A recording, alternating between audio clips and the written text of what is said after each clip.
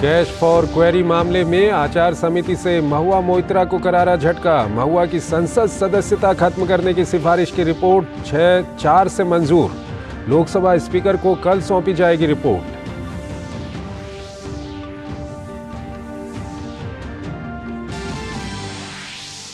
चार दिसंबर से शुरू होगा संसद का शीतकालीन सत्र। केंद्रीय संसदीय कार्य मंत्री प्रहलाद जोशी ने दी जानकारी। 22 दिसंबर तक चलेगा सत्र।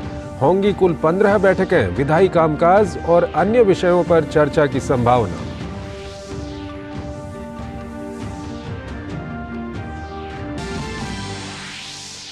चुनावी राज्यों में प्रचार चरम पर। पीएम ने एमपी के सतना, छतरपुर और नीमच और राजस्थान के उदयपुर में की ताबड़तोड़ रैलियां। कांग्रेस पर साधा निशाना। कांग्रेस के चुनावी वादों को बताया मीठा जहर। कहा कांग्रेस को सिर्फ वोट की चिंता।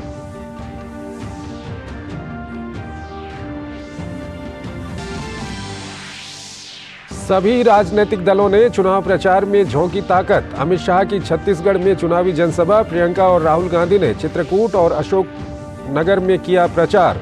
तेलंगाना के सीएम चंद्रशेखर राव ने भरा नामांकन। केंद्रीय मंत्री अनुराग सिंह ठाकुर ने कहा इस बार राव की विदाई तय। भारत अमेरिका 2+2 मंत्री स्तरीय वार्ता के लिए दिल्ली पहुंचे अमेरिकी रक्षा मंत्री लॉयड ऑस्टिन। आज रात विदेश मंत्री एंटनी ब्लिंकन भी पहुंचेंगे भारत। बैठक में कई रणनीतिक, रक्षा और प्रौद्योगिकी मुद्दों पर होगी चर्चा।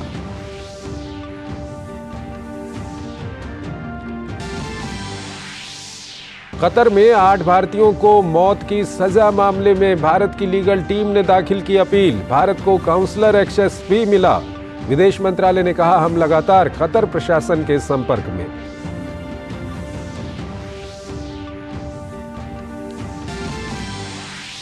दिल्ली एनसीआर में प्रदूषण का स्तर गंभीर श्रेणी में। कैबिनेट सचिव ने की विभिन्न राज्यों के संबंधित विभाग के अधिकारियों के साथ समीक्षा बैठक। पराली जलाना गंभीर प्रदूषण का मुख्य कारण।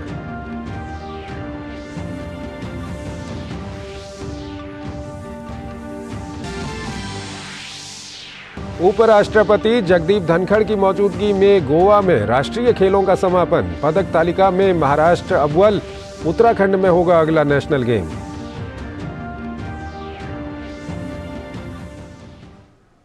नमस्कार, डीडी न्यूज में आपका स्वागत है। मैं हूं चंद्रशेखर जोशी और आइए अब खबरों को विस्तार से देखते हैं। पीएम मोदी ने आज फिर से धुआंधार चुनावी रैलियों से विपक्षियों पर जमकर निशाना साधा। पीएम ने एमपी के सतना, छतरपुर और नीमच और राजस्थान के उदयपुर में रैलियों को संबोधित किया। पीएम मोदी ने कांग्रेस के परिवारवाद और तुष्टीकरण की राजनीति को निशाने पर लिया तो उनकी नीतियों पर भी हमलावर नजर आए।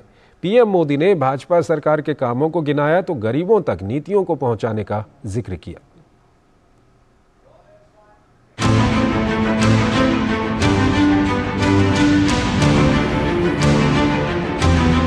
मध्य प्रदेश की चुनावी रैलियों में प्रधानमंत्री ने एक बार फिर कांग्रेस के परिवारवाद और तुष्टीकरण की राजनीति को निशाने पर लिया।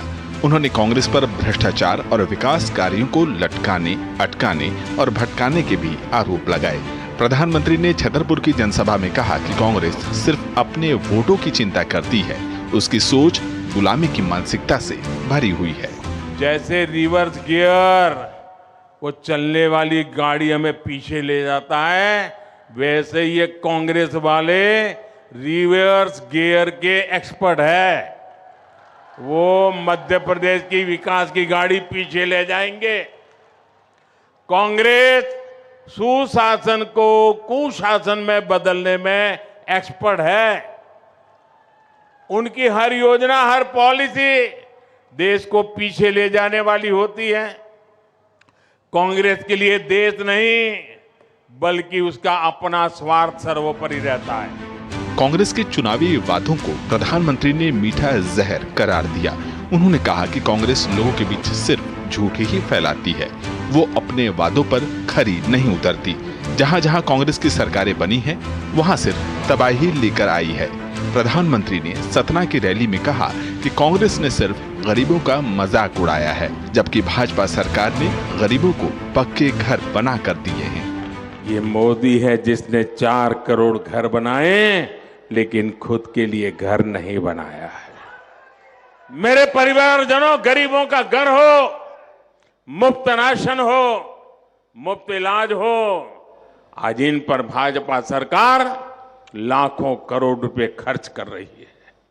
यानी देश का पैसा गरीबों के काम आ रहा है। लेकिन जब कांग्रेस की सरकार थी तब ये पैसा कहां जाता था? तब देश का लाखों करोड़ रुपया 2G घोटाले में जाता था, कोयला घोटाले में जाता था, कॉमनवेल्थ घोटाले में जाता था, हेलीकॉप्टर घोटाले में जाता था। और मोदी ने ये सारे घोटाले बंद कर दिए। प्रधानमंत्री ने लोगों को भरोसा दिलाया कि भाजपा विकास कार्यों को तेजी से जारी रखेगी, जबकि कांग्रेस सभी काम ठप कर देगी। उन्होंने नीमच में कहा कि कांग्रेस ने फूट डालो शासन करो की नीति अपनाई। उसने देश में आतंक, अराजकता और अस्थिरता को बढ़ावा दिया है। कांग्रेस के पास विजन के नाम पर सिर्फ विरोध और विभाजन है। कांग्रेस देश के लिए सिर्फ समस्या पैदा करना जानती है। उसके पास कोई समाधान नहीं है। महात्मा गांधी कहते थे कि ईमानदारी से शासन चलाना चाहिए, देश में रामराज्य लाना चाहिए। लेकिन कांग्रेस ने एक तरफ भ्रष्टाचार का किला खड़ा किया और दूसरी तरफ भगवान राम को भी काल्पनिक बता दिया। प्रधानमंत्री ने एक बार फिर भरोसा दिलाया कि गरीब कल्याण के काम भाजपा सरकार करती रहेंगी। वहीं देश में इंफ्रा, औद्योगिक और तकनीकी विकास का दौर भी तेजी से जारी रहेगा। दीपक जैन, चंद्रशेखर और अभिषेक सिंह के साथ ब्यूरो रिपोर्ट, डीडी न्यूज। चुनावी राज्यों में इन दिनों धुआंधार प्रचार देखने को मिल रहा है। मध्य प्रदेश, राजस्थान, छत्तीसगढ़ और तेलंगाना राष्ट्रीय और क्षेत्रीय दलों के स्टार प्रचारकों का इन दिनों जमावड़ा इन राज्यों में देखा जा रहा है। सभी नेता अपने अपने पक्ष में जमकर माहौल बनाने का प्रयास कर रहे हैं, तो जनता भी नेताओं के दावों को परख रही है। मध्य प्रदेश, राजस्थान, छत्तीसगढ़ और तेलंगाना में जैसे जैसे मतदान की तिथि नजदीक आ रही है, सभी दलों ने प्रचार में अपनी पूरी ताकत लगा दी है। भाजपा के वरिष्ठ नेता और केंद्रीय गृह मंत्री अमित शाह छत्तीसगढ़ के पाशलगांव, जशपुर, कुनकुरी और चंद्रपुर में रथ सभा में शामिल हुए।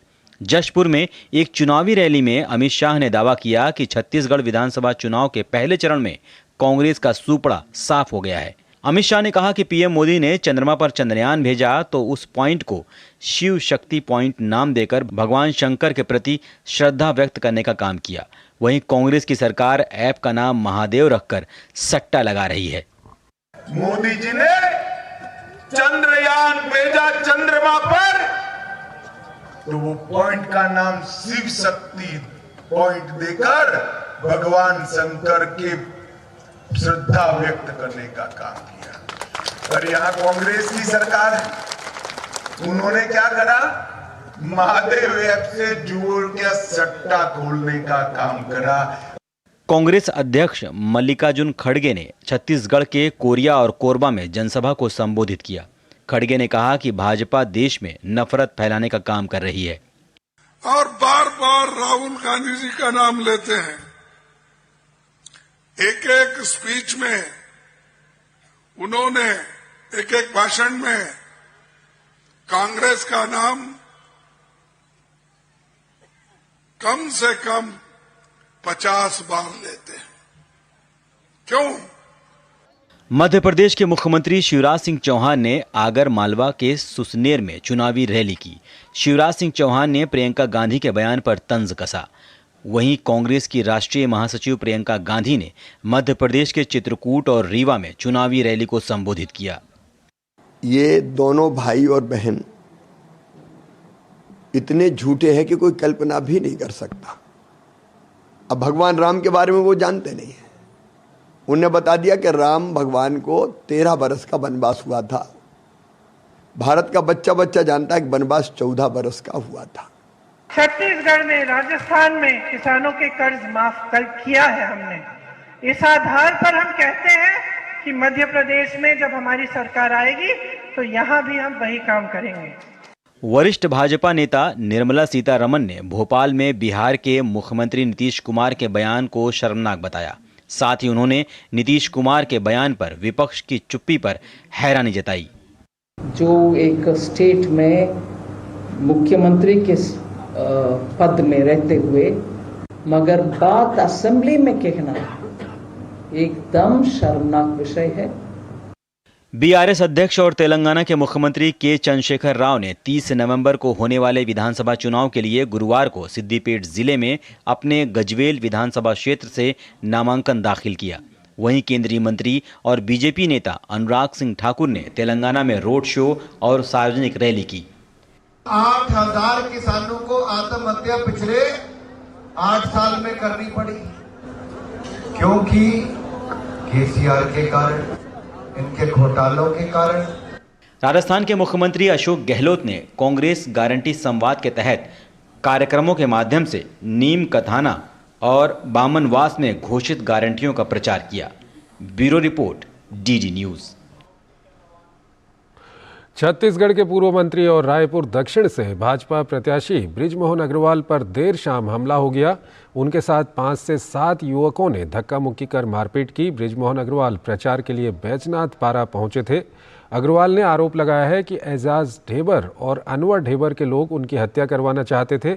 इसकी जानकारी मिलने पर बड़ी संख्या में उनके समर्थक कोतवाली थाने पहुंचे हैं और घेराव कर दिया है।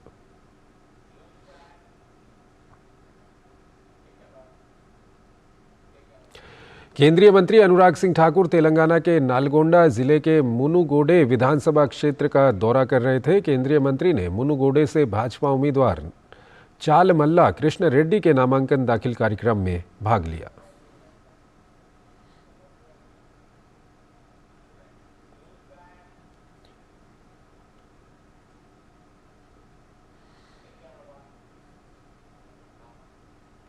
प्रधानमंत्री नरेंद्र मोदी ने आज सतना में रैली की। इस रैली में ज्योति चौधरी ने नाल तरंग बजाया।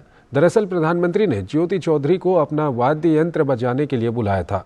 ज्योति चौधरी मध्य प्रदेश में मैहर की रहने वाली हैं। इन्होंने G20 में भी नाल तरंग बजाने के लिए इनको आमंत्रित किया गया था। वो यहां आज नाल तरंग बजाकर बहुत खुश हैं। ये इंस्ट्रूमेंट है जो बाबा का देन है और बाबा 1918 में इसका निर्माण किए थे। ये बंदूक की नाल का बना हुआ है और मुझे G20 में बुलाया गया। मुझे मेरा वहाँ सम्मान किए मोदी जी ने और यहाँ भी मेरा नाम लेकर बोले कि आपका सुनना है, तो हम लोगों ने अपना पूरा बैंड के साथ में सुनाया। कभी उम्मीद नहीं की थी इस तरह कि ऐसा हो सकता है। मोदी जी मेरा नाम लेंगे, उनको अच्छा लगेगा हमारा बजाना। मुझे बहुत अच्छा लगा। थैंक यू मोदी जी को। विधानसभा में बहुत ही विवादित बयान देकर घिरे बिहार के मुख्यमंत्री नीतीश कुमार के खिलाफ भाजपा ने मोर्चा खोल दिया है। बीजेपी उनके इस्तीफे की मांग कर रही है, तो इस बीच नीतीश ने एक और विवादित बयान देकर अपनी मुश्किलें बढ़ा ली हैं। बिहार के पूर्व सीएम जीतन राम मांझी को लेकर नीतीश ने जो बयान दिया, उसके बाद वो फिर से विपक्षी दलों के निशाने पर आ गए हैं। इस बीच बिहार विधानसभा से राज्य में आरक्षण को लेकर नया प्रस्ताव भी पास हुआ है। बिहार के मुख्यमंत्री नीतीश कुमार के आपत्तिजनक बयान से छिड़ी बहस अभी थमी भी नहीं थी कि उनके एक और विवादित बयान से राजनीति फिर से गर्मा गई है। विधानसभा में सीएम नीतीश कुमार और पूर्व मुख्यमंत्री के बीच जमकर नोकझोंक हुई। पूर्व मुख्यमंत्री जीतन राम मांझी ने जाति आधारित गणना और आरक्षण पर सवाल उठाया। इसके बाद सीएम नीतीश कुमार एक बार फिर से सदन में भड़क गए। उन्होंने एक बार फिर असंसदीय भाषा का इस्तेमाल करते हुए कहा कि मेरी गलती थी, मेरी मूर्खता से यह मुख्यमंत्री बन गया। इसको कुछ आइडिया है? भाजपा समेत दूसरे दलों ने उन पर करारा हमला बोला है। हमको तो आश्चर्य हुआ कि वही नीतीश कुमार हैं जो पहले थे, आज से कुछ दिन पहले। आज लगता है कि वो दूसरे रूप में यहाँ परोसे गए, दूसरे रूप में आए। हमको लगता है कहीं न कहीं उनकी दिमाग में कोई कमजोरियां है, इसके चलते वो ऐसा बोल रहे हैं। उधर जनसंख्या पर नीतीश के विवादित बयान के खिलाफ सदन से लेकर सड़क तक विरोध प्रदर्शन का दौर जारी है। भाजपा विधायकों ने नीतीश कुमार के इस्तीफे की मांग करते हुए विधानसभा परिसर में प्रदर्शन किया। वहीं भाजपा कार्यकर्ताओं ने नीतीश के बयान के खिलाफ सड़क पर उतरकर जमकर विरोध दर्ज कराया। बिहार में जो अभी अस्त व्यस्त माहौल चल रहा है और महिलाओं के साथ जिस तरह से अभी देखा ही मुख्यमंत्री ने किस तरह से किया, हाउस में किस तरह का बयान दिया, उससे तो पूरा लोग परेशान है, बहुत ही अंदर से परेशानी है। तो ये सारा मामला जो लगातार चल रहा है, इससे एक थोड़ा सा हम लोग चाहते हैं कि निजात मिले। इस बीच मशहूर अमेरिकी सिंगर मैरी मिलबेन ने नीतीश के बयान को असभ्य बताते हुए कहा है कि समय आ गया है कि नीतीश कुमार को इस्तीफा दे देना चाहिए। I believe the time is now for Nitish Kumar to resign and for an Esther to arise in Bihar. I believe the BJP should empower a woman to lead in Bihar. This would be the true sentiment of women empowerment and development in response. महिला सम्मान की बहस के बीच सदन में पिछड़े और अति पिछड़े वर्ग को 65% आरक्षण दिए जाने संबंधी बिल पास किया गया। भाजपा ने भी इस बिल को अपना समर्थन दिया। बिल में 50% आरक्षण सीमा को बढ़ाकर 65% करने का प्रावधान है। नीतीश का दावा है कि इससे सामाजिक न्याय का संकल्प पूरा होगा, लेकिन सदन में जनसंख्या और सामाजिक भावनाओं को लेकर नीतीश कुमार के ज्ञान ने बिहार को सचमुच ही बेहद शर्मसार किया है। Bureau report, DD news.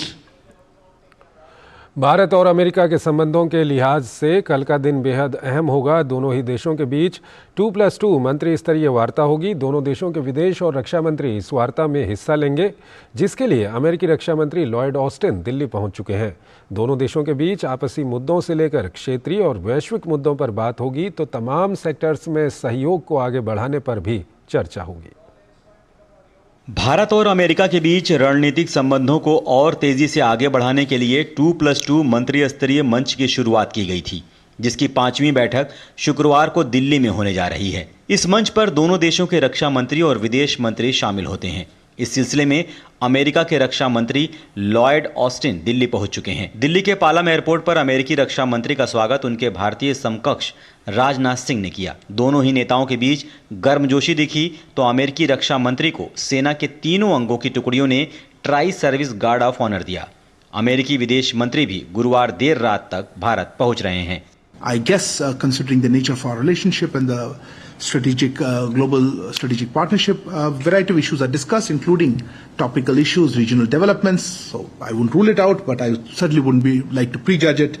Bharat की ओर से रक्षा मंत्री राजनाथ सिंह और विदेश मंत्री डॉक्टर एस जयशंकर हिस्सा लेंगे, तो अमेरिका के रक्षा मंत्री लॉयड ऑस्टिन के अलावा अमेरिकी विदेश मंत्री भी हिस्सा लेंगे। इस साल जून और सितंबर महीने में प्रधानमंत्री नरेंद्र मोदी और अमेरिकी राष्ट्रपति जो बाइडेन के बीच मुलाकातें हुई थी, जिसमें दोनों देशों ने आपसी संबंधों को आगे बढ़ाने के लिए ऐतिहासिक समझौतों पर हस्ताक्षर किए थे। शुक्रवार को होने वाली इस बैठक में इन मुद्दों पर अब तक हुई प्रगति की समीक्षा होगी, तो पूरे क्षेत्र में शांति स्थिरता को लेकर भी संवाद होने की संभावना है। भारत अमेरिका के बीच चौथी 2+2 वार्ता अप्रैल 2022 में हुई थी। उस समय जिन मुद्दों पर चर्चा हुई थी उनमें इंडो पैसिफिक में साझेदारी को आगे बढ़ाना, विश्वसनीय आपूर्ति श्रृंखला स्थापित करना, पर्यावरण संरक्षण पर मिलकर काम करना, वैश्विक स्वास्थ्य के लिए प्रयास तेज करना, रक्षा एवं सुरक्षा जैसे विषयों के साथ साथ क्षेत्रीय एवं वैश्विक शांति स्थिरता पर भी चर्चा हुई थी। भारत और अमेरिका के बीच साल में एक बार होने वाले इस मंत्री स्तरीय डायलॉग की शुरुआत साल 2018 में हुई थी। नंदिता डागर और मेघना देव के साथ bureau report, DD news. Delhi NCR में वायु प्रदूषण की बेहद खराब स्थिति लगातार बनी हुई है। सुप्रीम कोर्ट की फटकार के बाद दिल्ली और पंजाब की राज्य सरकारें हरकत में नजर आ रही हैं, लेकिन तमाम प्रयास नाकाफी नजर आ रहे हैं। इस बीच दिल्ली में कृत्रिम बारिश कराने पर गंभीरता से विचार चल रहा है, तो पंजाब में भी प्रशासन ने पराली जलाने पर सख्ती दिखाने के प्रयास किए हैं। इस बीच मौसम विभाग ने कहा है कि अभी कुछ दिन और ऐसे ही हालात रह सकते हैं। दिल्ली एनसीआर में प्रदूषण कई दिनों से गंभीर स्थिति में बना हुआ है। कई जगहों पर वायु गुणवत्ता सूचकांक 400 के पार दर्ज किया गया। सुप्रीम कोर्ट की फटकार के बाद दिल्ली के पर्यावरण मंत्री के नेतृत्व में समीक्षा बैठक की गई। बैठक में प्रदूषण की स्थिति पर नजर रखने के लिए वरिष्ठ अधिकारियों, सचिवों और विभागाध्यक्षों को मौके पर रहने को कहा गया है। मौसम विभाग के अनुसार अगले 2 दिन बादल छाए रह सकते हैं। अगले हफ्ते तक इस तरह की हवा की स्थिति बने रहने का अनुमान लगाया जा रहा है। मौसम में एक ठहराव की स्थिति बनी हुई है। हवा की स्पीड मेरे ख्याल से इतने लंबे समय तक कभी ठहरी नहीं रही है। तो ऐसे स्थिति में हमारी कोशिश है कि जितने सोर्सेज हैं उनको ज़्यादा से ज़्यादा कम किया जाए। दिल्ली सरकार वायु प्रदूषण से निपटने के लिए 20 नवंबर के आसपास क्लाउड सीडिंग के माध्यम से कृत्रिम बारिश कराने की योजना पर विचार कर रही है। वहीं ऐप आधारित टैक्सियों यानी ओला उबर पर प्रतिबंध लगाने के निर्देश जारी कर दिए गए हैं। भाजपा पूछ रही है कि दिल्ली के लोगों को दम घोंटू प्रदूषण से राहत कब मिलेगी। पंजाब सरकार ने उच्चतम न्यायालय और जीएनटी से फटकार सुनने के बाद राज्य में पराली जलाने की घटनाओं को रोकने के लिए कदम उठाने शुरू कर दिए हैं। फिरोजपुर जिले के प्रशासनिक अधिकारी खेतों का दौरा कर रहे हैं और पराली जलने से रोकने के लिए अग्निशमक यंत्रों का उपयोग कर रहे हैं। अग ना लाण क्योंकि जिथे साड़ी जमीन भी बंजर होंदी है, उहदे उपजाऊ तत्त खत्म होंदे हैं, उहदे नाल नाल साडी जिहड़ी प्रदूषण भी वधदा है, वातावरण दे विच बीमारियां बड़ी फैल रही हैं। उहनूं देखदे होए असीं भी पिछले साल साढ़े जो इंसिडेंस घट आए सन, तो ऐतकी साडा टारगेट है भी 50% रिडक्शन करनी हैगी है। उधर मुंबई में भी वायु प्रदूषण ने लोगों की चिंता और सेहत दोनों बिगाड़ कर रख दी है। मुंबई में भी वायु गुणवत्ता सूचकांक बहुत खराब श्रेणी में दर्ज किया गया। बढ़ते प्रदूषण पर अंकुश लगाने के लिए मुख्यमंत्री एकनाथ शिंदे ने स्थिति की समीक्षा की। प्रदूषण लेवल जो है वो बढ़ने की वजह से एक लोगों के आरोग्य को थोड़ी चिंता है और इसलिए आज मैंने बैठक ली हुई थी। कई अन्य राज्यों में भी प्रदूषण का प्रकोप बढ़ता ही जा रहा है। उत्तर प्रदेश के कानपुर में एयर क्वालिटी इंडेक्स खराब श्रेणी में दर्ज किया गया। प्रदूषण की समस्या से निजात पाने के लिए सर्वोच्च न्यायालय के निर्देशानुसार कैबिनेट सचिव की अध्यक्षता में बुधवार को बैठक हुई, जिसमें पंजाब, हरियाणा, उत्तर प्रदेश, राजस्थान और एनसीटी दिल्ली के मुख्य सचिवों, कई विभागों के वरिष्ठ अधिकारी उपस्थित रहे। Bureau report, DD news. Supreme court के निर्देश के बाद कैबिनेट सचिव ने 8 नवंबर को पंजाब, हरियाणा, उत्तर प्रदेश, राजस्थान और एनसीटी दिल्ली के मुख्य सचिवों और अन्य वरिष्ठ अधिकारियों के साथ एक बैठक की अध्यक्षता की। बैठक में वायु गुणवत्ता प्रबंधन आयोग के अध्यक्ष और पर्यावरण और वन, शहरी कार्य और विद्युत मंत्रालयों के सचिव भी मौजूद थे। सूत्रों के मुताबिक CQM द्वारा उपलब्ध कराए गए आंकड़ों और राज्य सरकारों द्वारा दी गई जानकारी के आधार पर ये सामने आया है कि मौजूदा संकट की स्थिति मुख्य रूप से पराली जलाने के कारण हुई है। सूत्रों के मुताबिक 8 नवंबर को वायु प्रदूषण स्तर में 38% योगदान पराली जलाने का रहा। 15 सितंबर से 7 नवंबर की अवधि में पराली जलाने की कुल 22,644 घटनाएं दर्ज की गई, जिनमें 20,978 यानी 93% पंजाब में और 1605 यानी 7% घटनाएं हरियाणा में हुई। तो प्रदूषण में पराली का अधिक योगदान है। पराली जलाने की घटना को ज़्यादा जिम्मेदार माना गया है। 8 नवंबर को वायु प्रदूषण में 38% योगदान पराली जलाने का रहा। 15 सितंबर से 7 नवंबर की अवधि में पराली जलाने की कुल 22,644 घटनाएं दर्ज की गई। 20,978 यानी 93% पंजाब में और 1605 यानी 7% घटनाएं हरियाणा में हुई हैं। हरियाणा में धान की कटाई का काम 90% से अधिक पूरा हो चुका है, जबकि पंजाब में अब तक सिर्फ 60% फसल को ही काटा जा सका है। इसलिए कटाई के बाकी बचे मौसम के दौरान खासकर पंजाब में पराली जलाने पर रोक लगाने के लिए तत्काल कदम उठाने की ज़रूरत पर जोर दिया गया। चर्चा के बाद कैबिनेट सचिव ने निर्देश दिया कि पंजाब राज्य प्रशासन फसल के मौसम के शेष दिनों में पराली जलाने संबंधी घटनाओं को रोकने के लिए प्रभावी कार्यवाही करे। आगे पराली न जले ये सुनिश्चित करने के लिए डीएम और एसपी की जिम्मेदारी तय की जाए। दरअसल सीआरएम योजना के तहत पंजाब में लगभग 1,20,000 और हरियाणा में 76,000 सीडर मशीन उपलब्ध है। इन मशीनों के अधिकतम उपयोग से काफ़ी हद तक पराली जलाने की घटनाओं को रोका जा सकता है। इसलिए पंजाब और हरियाणा की राज्य सरकारों को पराली जलाने से रोकने के लिए उपलब्ध सीडर मशीनों का पूरा उपयोग करने का निर्देश दिया गया था। हालांकि मशीनों के उपयोग में हरियाणा सरकार ने अच्छा काम किया है।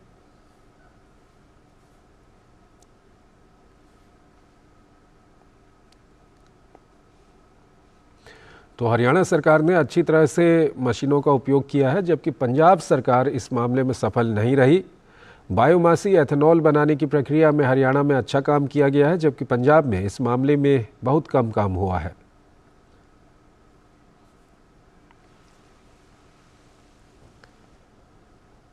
सूत्रों के मुताबिक दिल्ली में हो रहे प्रदूषण में 38% नुकसान पराली से हो रहा है,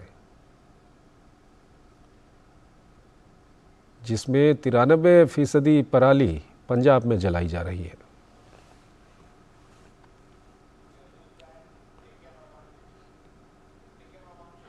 आंदोलन, संघर्ष और बलिदानों के बाद अस्तित्व में आया उत्तराखंड राज्य आज 23 साल का हो गया है और 24वें साल में प्रवेश कर गया है। इन 23 सालों में राज्य ने कई उपलब्धियां हासिल की हैं, तो बहुत कुछ ऐसा भी है जो हासिल करना अभी बाकी है। पेश है हमारी एक खास रिपोर्ट। उत्तराखंड में औद्योगिक इकाइयों की स्थापना के लिए सिडकुल की स्थापना की गई थी। हरिद्वार, देहरादून और उधम सिंह नगर जिले में स्थापित सिडकुल में हजारों बड़े और मध्यम श्रेणी के उद्योग स्थापित हुए। इससे पहले उत्तराखंड में बड़े उद्योगों की संख्या बहुत कम थी और इसके जरिए बड़ी संख्या में बेरोजगारों को रोजगार मिले।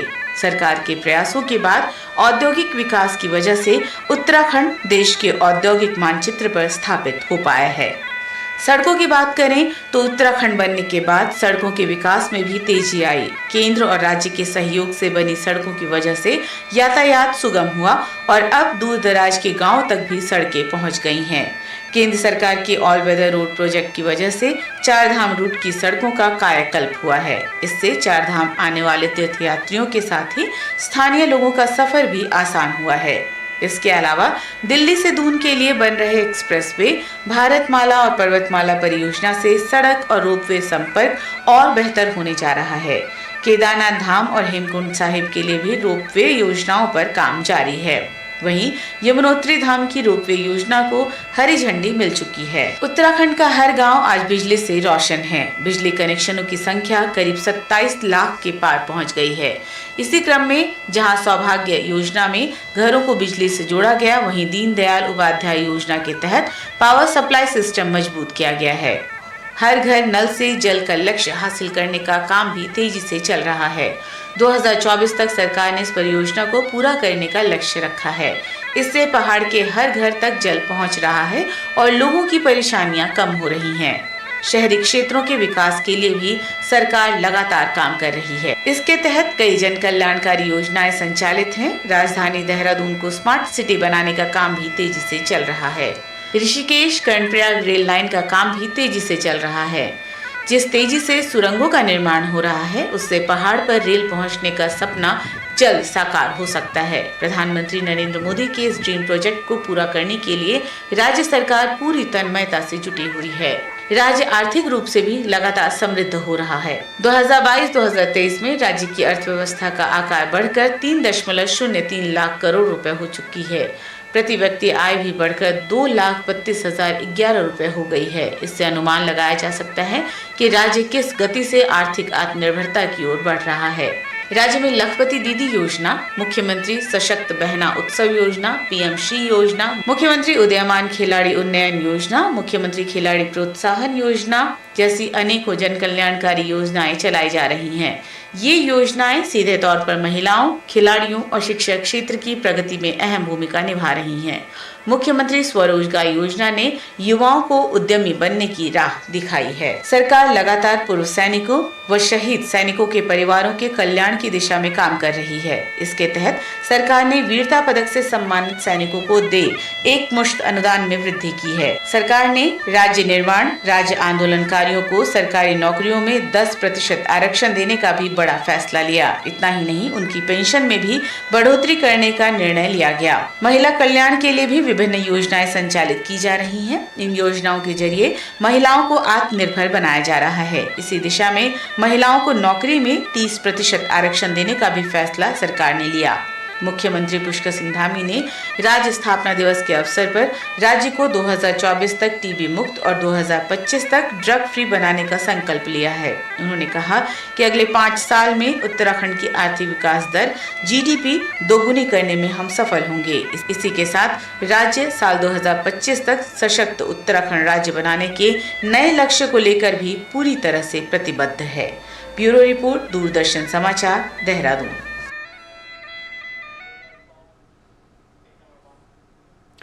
उच्चतम न्यायालय के मुख्य न्यायाधीश डीवाई चंद्रचूड़ ने आज शाम 3 नए जजों को शपथ दिलाई। जिन 3 जजों को शपथ दिलाई गई है वो हैं justice Satish Chandra Sharma, justice Augustine George मसीह और जस्टिस संदीप मेहता। इसके साथ ही सर्वोच्च न्यायालय में जजों की संख्या 34 हो गई है और अब जज का कोई भी पद खाली नहीं है। उत्तर प्रदेश की योगी सरकार ने आज अपनी कैबिनेट की बैठक अयोध्या में की, जहां सीएम योगी समेत सभी मंत्री मौजूद रहे। इस बैठक में 14 प्रस्तावों को मंजूरी दी गई तो अयोध्या जी तीर्थ क्षेत्र विकास परिषद के गठन को मंजूरी भी मिली। सीएम योगी ने निर्माणाधीन श्री राम जन्मभूमि तीर्थ क्षेत्र का किया निरीक्षण, हनुमानगढ़ी समेत रामलला के दर्शन भी किए। दीपोत्सव से पहले एक और ऐतिहासिक क्षण का गवाह बनी राम की नगरी अयोध्या। धार्मिक, सांस्कृतिक और आध्यात्मिक नगरी में पहली बार हुई कैबिनेट की बैठक। अयोध्या में विकास की कई परियोजनाएं, खासतौर पर धार्मिक पर्यटन के विकास के लिहाज से लगभग 2 दर्जन प्रस्ताव पर कैबिनेट में मुहर लगाई गई। मुख्यमंत्री योगी आदित्यनाथ ने कहा कि हमारा संकल्प है कि अयोध्या को विश्व मानचित्र पर नई पहचान मिले, इसके लिए निरंतर प्रयास किए जा रहे हैं।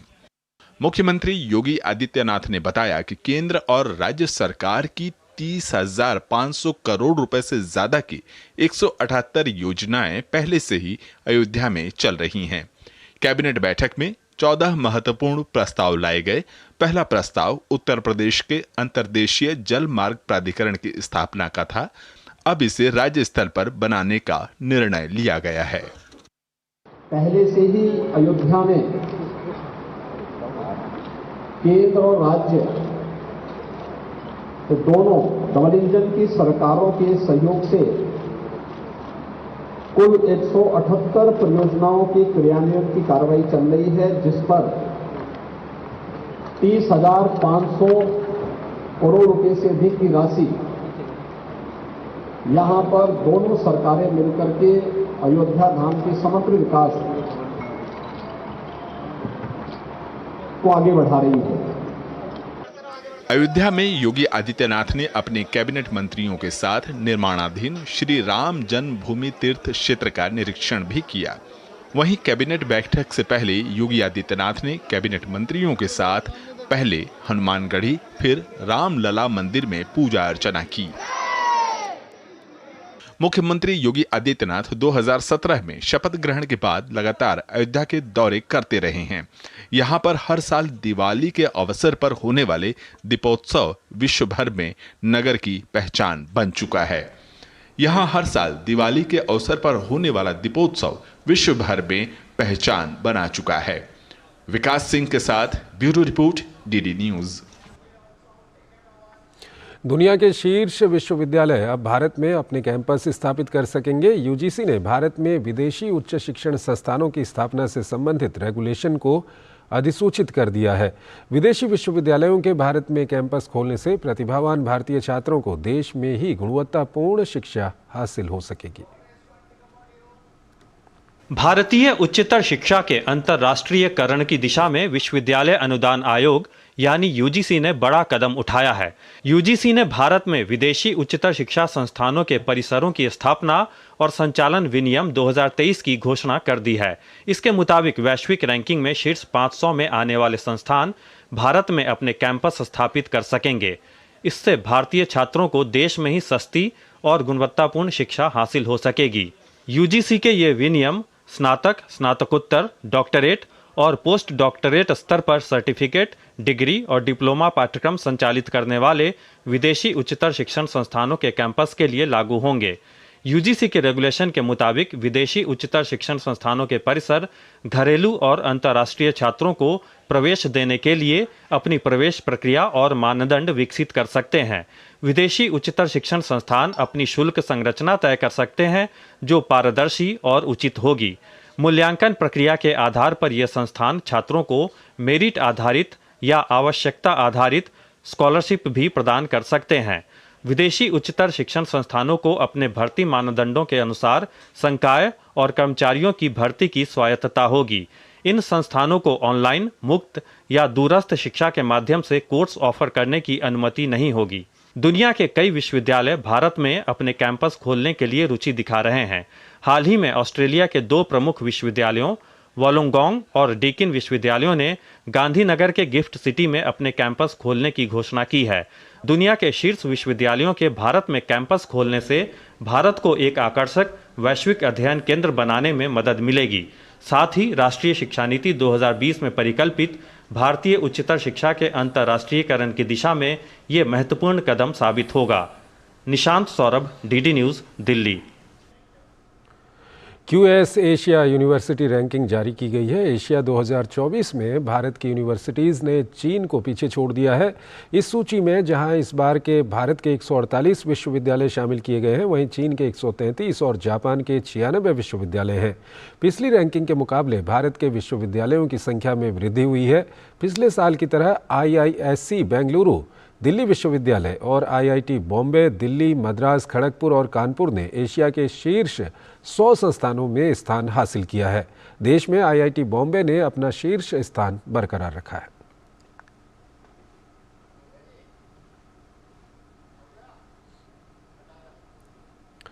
QS एशिया यूनिवर्सिटी रैंकिंग जारी की गई, जिसमें IIT बॉम्बे ने अपना शीर्ष स्थान बरकरार रखा है। बॉम्बे IIT के निदेशक ने इस पर खुशी जताई। Very happy that IIT Bombay has kept up its leadership position in India as well as overall a very, very respectable position globally in how our faculty members and students have performed. Typically, I would say that the reason that we do well is, and that may be true for some of the other IITs also, that we at IIT Bombay, we always try to keep pace with the changing time, bringing in new modes of education, new curriculum, keep on experimenting on things. केंद्रीय मंत्री पीयूष गोयल ने इस बार दिवाली के मौके पर लोगों से खरीदारी के समय डिजिटल भुगतान अधिक से अधिक अपनाने का आह्वान किया। पीयूष गोयल ने डिजिटल भुगतान कर लोगों को प्रोत्साहित भी किया।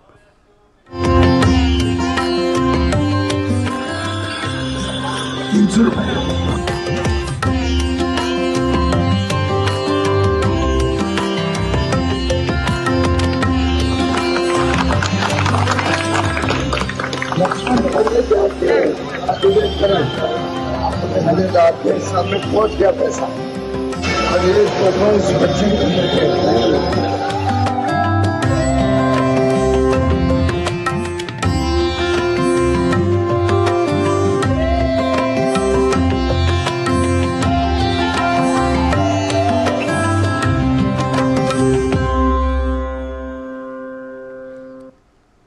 पीएम नरेंद्र मोदी ने 29 अक्टूबर को मन की बात कार्यक्रम में कहा था कि जिन जनजातीय स्वतंत्रता सेनानियों ने देश की आज़ादी के लिए बलिदान दिया था, उन्हें सम्मान मिलना चाहिए। आज इसी कड़ी में पेश है आंध्र प्रदेश के अल्लूरी सीताराम राजू की कहानी, जिन्होंने रंपा विद्रोह का नेतृत्व किया। ये रिपोर्ट देखिए। अल्लूरी सीताराम राजू भारतीय स्वतंत्रता आंदोलन में शामिल एक भारतीय क्रांतिकारी थे। उनका जन्म वर्तमान आंध्र प्रदेश में भीमावरम के पास मोगल्लू नामक गांव में 4 जुलाई 1897 को हुआ था। वो 18 साल की उम्र में ही सन्यासी बन गए थे। उन्होंने अपनी तपस्या, ज्योतिष और चिकित्सा के ज्ञान के साथ ही जंगली जानवरों को वश में करने की अपनी क्षमता के कारण आदिवासियों के बीच अपनी एक अलग पहचान बनाई। बहुत कम उम्र में राजू ने गंजम, विशाखापत्तनम और गोदावरी में पहाड़ी लोगों के असंतोष को अंग्रेजों के खिलाफ गुरिल्ला प्रतिरोध में बदल दिया। अल्लूरी सीताराम राजू साल 1882 के मद्रास वन अधिनियम के खिलाफ ब्रिटिश विरोधी गतिविधियों में शामिल हो गए। इस अधिनियम ने आदिवासियों की स्थानांतरित खेती, झूम कृषि को प्रतिबंधित कर दिया। अंग्रेजों के प्रति बढ़ते असंतोष ने 1922 के रंपा विद्रोह को जन्म दिया, जिसमें अल्लूरी सीताराम राजू ने एक नेतृत्वकर्ता के रूप में अहम भूमिका निभाई। रंपा विद्रोह महात्मा गांधी के असहयोग आंदोलन के साथ हुआ। उन्होंने लोगों को खादी पहनने और शराब छोड़ने के लिए सहमत किया। उन्होंने जोर देकर कहा कि भारत केवल बल के प्रयोग से ही आजाद हो सकता है, अहिंसा से नहीं। साल 1924 में अल्लूरी सीताराम राजू को पुलिस ने हिरासत में ले लिया और एक पेड़ से बांधकर सार्वजनिक रूप से गोली मार दी। भले ही वो देश के लिए शहीद हो गए, लेकिन अपने वीरतापूर्ण कारनामों के लिए स्थानीय लोग आज भी उन्हें मन्यम वीरुडु के नाम से याद करते हैं। ब्यूरो रिपोर्ट, दूरदर्शन समाचार, पटना। भारतीय रेल पहली बार पूजा स्पेशल ट्रेनों की फेहरिस्त में वंदे भारत जैसी हाई स्पीड ट्रेनें चला रही है। राजधानी स्पेशल और गतिशक्ति स्पेशल ट्रेन भी मुसाफिरों को दीपावली में अपने प्रियजनों तक पहुंचने में राह आसान बना रही है। दिल्ली के स्टेशनों पर भीड़ को नियंत्रित करने के लिए सुरक्षा के कड़े इंतजाम किए जा रहे हैं। कैसा है नई दिल्ली रेलवे स्टेशन का नज़ारा, बता रहे हैं हमारे संवाददाता राजेश राज। अमूमन रेगुलर ट्रेनों में भारी भीड़ दिखाई पड़ती है और स्पेशल ट्रेनों की जानकारी लोगों को नहीं मिल पाती है। शायद इन बातों को ध्यान में रखकर भारतीय रेल ने इस बार ये व्यवस्था की है कि लोगों को अधिक से अधिक जानकारी मिले, ताकि वो स्पेशल ट्रेनों से अपने गंतव्य स्थल तक जा सके। इसके लिए भारतीय रेल इश्तहार निकाल रहा है अखबारों में और अनेक सोशल मीडिया प्लेटफॉर्म पर भी इसकी जानकारी कहीं ना कहीं देने की कोशिश की जा रही है। त्योहारों के मौसम में यात्रियों को सुरक्षित और सुगम यात्रा करवाना रेलवे के लिए किसी चुनौती से कम नहीं होती, लेकिन भारतीय रेल त्योहारों के मौसम में स्पेशल ट्रेनें चलाकर मुसाफिरों को राहत का पैगाम देती है। इस बार भी इस फेस्टिव सीजन में भारतीय रेल ने तकरीबन 150 ट्रेनें चलाकर मुसाफिरों को दीपावली और छठ पूजा में अपने गृह जनपद तक पहुंचने में मदद करने का भरसक प्रयास किया है। इस बार रेलवे ने पटना के लिए वंदे भारत पूजा स्पेशल ट्रेनें भी चलाई हैं। गति शक्ति एक्सप्रेस और राजधानी स्पेशल ट्रेन भी बिहार और यूपी के मुसाफिरों के लिए राहत प्रदान कर रहा है। 150 विशेष रेलगाड़ियां करीब 712 ट्रिप्स यानी कि फेरे लगाएंगी और इन फेरों में करीब हर एक ट्रेन हमें करीब 2000 से 2200 के करीब जो है रेल यात्रियों को सर्विस देता है, कैटर करता है। यानी इस लिहाज से अगर हम देखें तो करीब 14 लाख रेल यात्रियों को इसका लाभ होगा। अमूमन दिल्ली के तमाम रेलवे स्टेशनों पर भीड़ को नियंत्रित करना आरपीएफ के लिए मुश्किल भरा काम होता है, लेकिन इस बार प्लेटफॉर्म पर भगदड़ को रोकने के लिए बाकायदा बैरिकेडिंग करके सुरक्षा के कड़े बंदोबस्त के बीच यात्रियों को सीटों पर बिठाया जा रहा है। बहुत सिस्टमेटिक वैसे काम हो रहा है हमारा, इसलिए मैं तो एक यूथ होने के नाते खुशी हूँ। फैसिलिटीज पहले से तो काफ़ी बेहतर है, जैसा हम फील कर पा रहे हैं। वंदे भारत स्पेशल ट्रेन 6 फेरे, राजधानी स्पेशल ट्रेन 8 फेरे और गति शक्ति स्पेशल एक्सप्रेस 12 फेरे लगाकर बिहार और उत्तर प्रदेश के यात्रियों को अपने घरों तक पहुंचाएगा, ताकि मुसाफिर अपने प्रियजनों के साथ दीपावली का त्योहार सेलिब्रेट कर सके।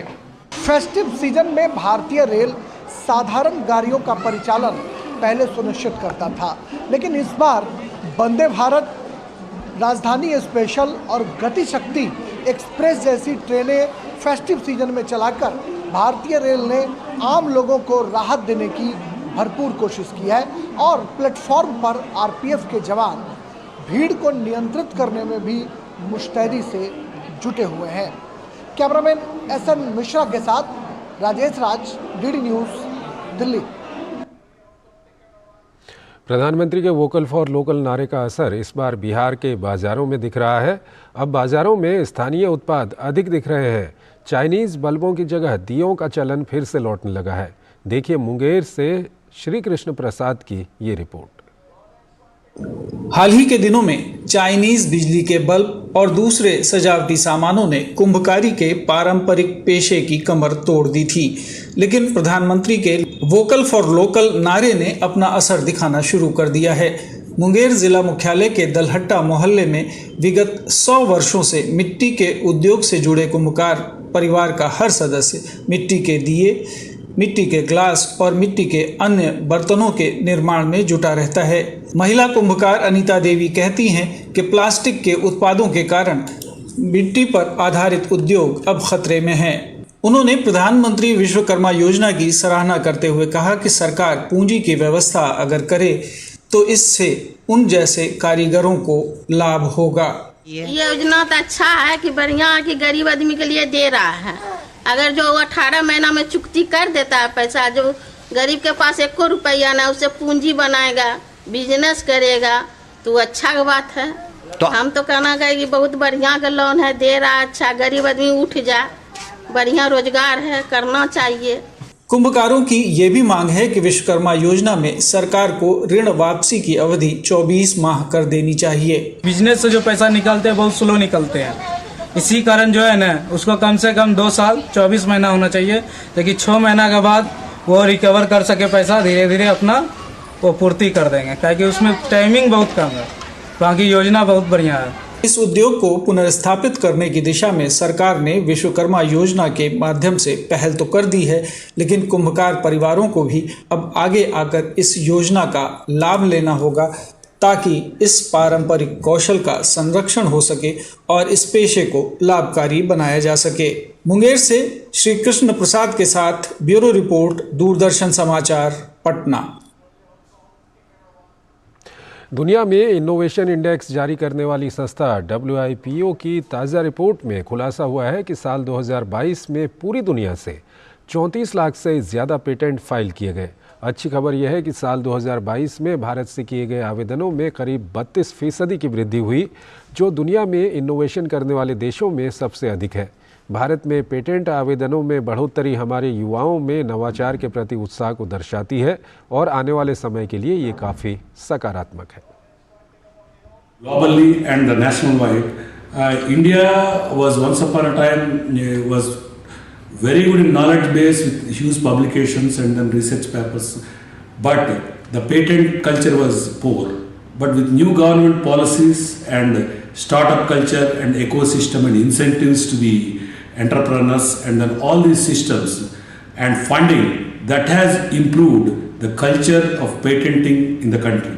And patent is the one where when you find a new invention, instead of just publishing and going to public domain, you just file patent through your patent searching, and once you file patent, you have the intellectual property rights, which you can encash by transferring this technology to the industry. Industries also won't take until you file patent, you have the patent granted, because they need to protect their sales and marketing as well. In this respect, ASA is quite successful in transferring technologies, several technologies, especially more than 10 in the last 10 years, and very recent one is the first technology in India is the lithium iron phosphate, which is a battery material that is developed based on process technology. We filed national and global patents and transferred this technology eventually to an Indian company, and who just set up a pilot facility on our campus, and they're going to set up a bigger plant, and they will be supplying this raw material to all the battery industries within the country. So overall, with the present government encouragement and incentives and the schemes what they have, and a lot of young people, instead of just publishing, whenever you see something interesting in your research, you better file patent, and our patent numbers should increase, because in the last 10 years we have gone from bottom to the 7th in the rank of the patents list, and then we have huge potential to go forward and go upper and upper. So this is a huge opportunity, and we are at the right time, and I'm sure that we will be succeeding very rapidly in the future to come. Bharat से तीसरी उड़ान 12 ton और राहत सामग्री लेकर नेपाल पहुंच गई है। इसके बारे में विदेश मंत्री एस जयशंकर ने एक्स पर जानकारी दी और लिखा कि भारत हमेशा एक विश्वसनीय भागीदार बना रहेगा। आईसीसी विश्व कप में न्यूजीलैंड ने श्रीलंका को 5 विकेट से हरा दिया है। श्रीलंका से जीत के लिए मिले 172 रन के लक्ष्य को न्यूजीलैंड ने 23 ओवर 2 गेंदों में 5 विकेट खोकर हासिल कर लिया। डेवोन कॉनवे और रचिन रविंद्र ने न्यूजीलैंड को अच्छी शुरुआत दी और पहले विकेट के लिए 86 रन की साझेदारी निभाई।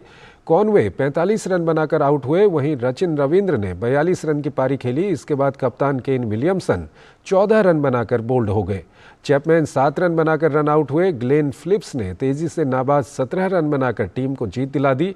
इस जीत के साथ न्यूजीलैंड ने सेमीफाइनल में पहुंचने की उम्मीदों को मजबूत कर दिया। इससे पहले न्यूजीलैंड ने टॉस जीतकर पहले गेंदबाजी का फैसला किया। श्रीलंका की ओर से सबसे ज्यादा 51 रन कुशल परेरा ने बनाए। श्रीलंका के विकेट नियमित अंतराल पर गिरते रहे। अंतिम विकेट के लिए महेश श्रीशाना और मधुशंका के बीच 43 रन की साझेदारी हुई। श्रीलंका की पूरी टीम 46 ओवर 4 गेंदों में 171 रन बनाकर ऑल आउट हो गई। न्यूजीलैंड के लिए ट्रेंट बोल्ट ने 3 विकेट लिए, वहीं रचिन रविंद्र, सेंटनर और फर्ग्यूसन ने 2-2 विकेट लिए। गोवा में आयोजित हुए 37वें राष्ट्रीय खेलों का आज समापन हो गया। समापन समारोह पणजी के श्यामा प्रसाद मुखर्जी इंडोर स्टेडियम में आयोजित हुआ। समापन समारोह में उपराष्ट्रपति जगदीप धनखड़ और भारतीय ओलंपिक संघ की अध्यक्ष पीटी उषा भी मौजूद रहीं। इन खेलों में देश के खिलाड़ियों ने अपनी उत्कृष्ट खेल प्रतिभा का प्रदर्शन किया। खेलों के विभिन्न रंगों को अपने अंदर समेटे और देश में उभरते एथलीटों को अनुभवी एथलीटों के साथ प्रतिस्पर्धा करने का मौका देते 37वें राष्ट्रीय खेलों का समापन भी रंगारंग रहा।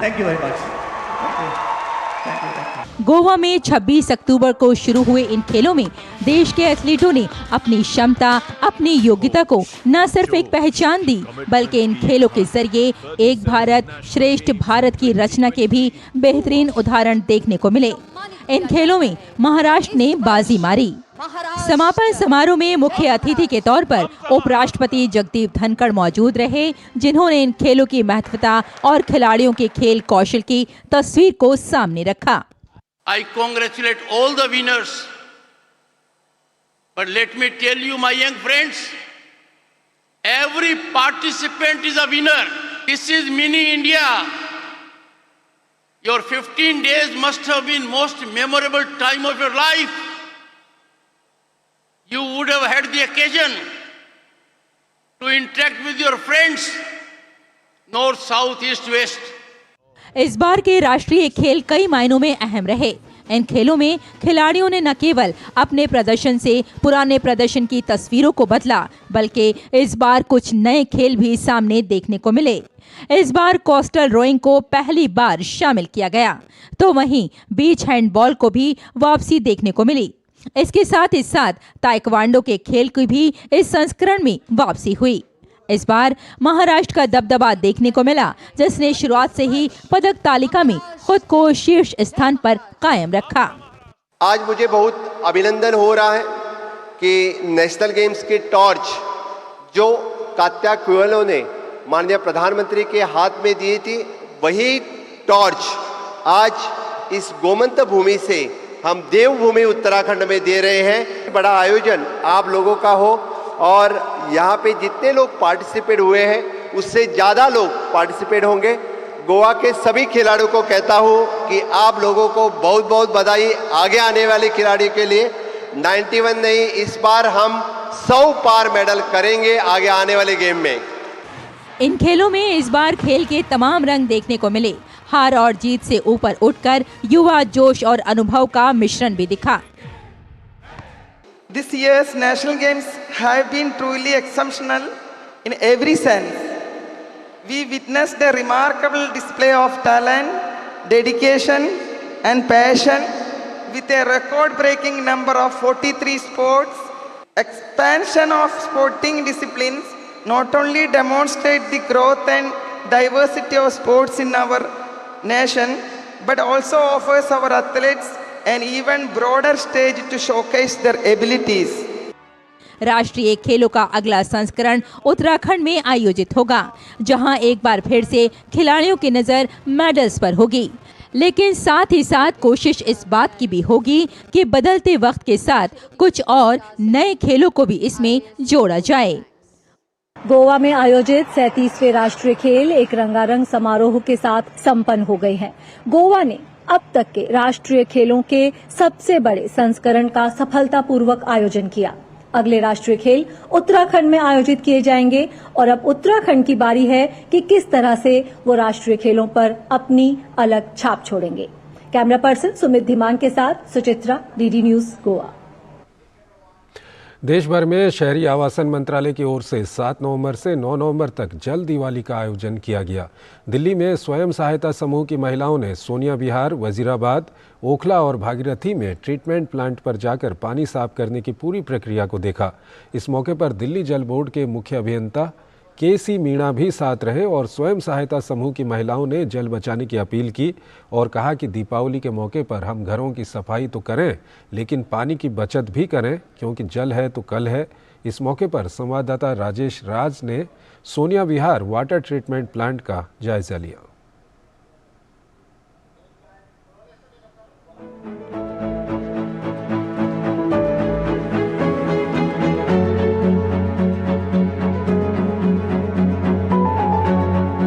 जल दिवाली को समझने के लिए दिल्ली जल बोर्ड के चीफ इंजीनियर के.सी. मीणा अभी हमारे साथ हैं और हमारे पीछे आप देख रहे होंगे कि जो स्वयं सहायता समूह की जो महिलाएं हैं जिनको यहाँ पर विजिट कराने के लिए लाया गया है, यह सोनिया विहार का इलाका है और यहाँ पर जो वाटर ट्रीटमेंट प्लांट है उसको हम लोग विजिट कर रहे हैं। मीणा साहब, क्या उद्देश्य है, ये जल दिवाली है क्या?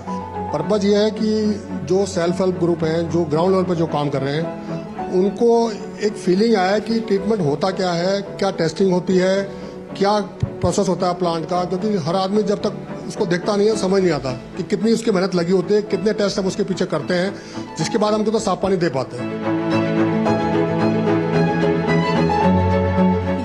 बहुत ही बड़ा इम्पैक्ट होगा मैं कहूँगी, क्योंकि जिस मुहिम से हम जुड़े हैं, यमुना एक्शन प्लान 3 की मुहिम से, उसमें हमारा टारगेट ये है कि हम महिलाओं को सशक्त तो करें ही, उसके साथ साथ उनको पानी की अहमियत को बताएं। आज हमें पता चल रहा है कि सर कितनी मेहनत के बाद, कितने सारे प्रोसेस के बाद ये पानी हम तक पहुँच रहा है। सफाई करने के नाम से पानी को वेस्ट बिल्कुल ना करें। मैंने बिल्कुल नहीं करा है, मैंने थोड़ा थोड़ा पानी करके ही सफाई करी अपने घर की। जल है तो कल है और जीवन है, जीवन ही जल से है। हमारी गवर्नमेंट इतना मतलब इस पानी को लेके इतना बड़ा प्लांट लगाया हुआ है, पानी को थोड़ा थोड़ा करके साफ किया जाता है। अब उसके बाद जाके मैं लोगों को बताऊंगी, समझाऊंगी कि कैसे पानी इतनी मेहनत से बनाया जाता है। लोगों को इतना पता है कि हाँ हमारे पास जल जो है प्योरीफाई होकर आता है, लेकिन किसी को उसका प्रोसीजर नहीं पता होता है। लेकिन जब हम उसी को देखेंगे जब भी हम दूसरों को बता पाएंगे। जल है तो कल है, ये नारा इन सेल्फ हेल्प ग्रुप की महिलाओं का है जो जल दिवाली के मौके पर सोनिया विहार के वाटर ट्रीटमेंट प्लांट को देखने के लिए आई हैं और इनकी अपील है उन लोगों से जो पानी को बचाते नहीं, पानी को बर्बाद करते हैं। इनका कहना है कि दिवाली के मौके पर भी साफ सफाई होनी चाहिए, लेकिन पानी की बर्बादी बिल्कुल नहीं होनी चाहिए, यानी पानी की बचत से हम अपनी जिंदगी को बचा सकते हैं। कैमरामैन मोंटी के साथ सोनिया विहार, दिल्ली से मैं राजेश राज, डीडी न्यूज के लिए। तो इस बुलेटिन में फिलहाल इतना ही। आप बने रहिए डीडी न्यूज के साथ। नमस्कार।